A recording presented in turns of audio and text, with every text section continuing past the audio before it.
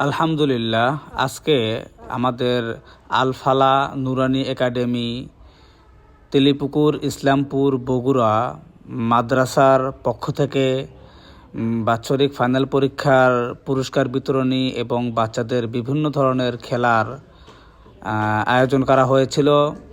তো এখানে অনেক ধরনের খেলা হয়েছে, বাচ্চাগুলো অনেক ধরনের খেলা খেলেছে। দৌড় প্রতিযোগিতা হয়েছে এবং হাই লাফ এর প্রতিযোগিতা হয়েছে। এখন এখানে খেলা হচ্ছে বিস্কিট খেলা।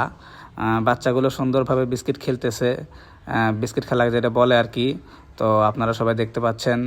তো সবাই জানাবেন বাচ্চাদের খেলাধুলা কেমন হচ্ছে এবং আপনাদের কেমন লাগলো অবশ্যই জানাবেন। আর এই মাদ্রাসাতে আলহামদুলিল্লাহ অনেক সুন্দর পড়ালেখা হয়।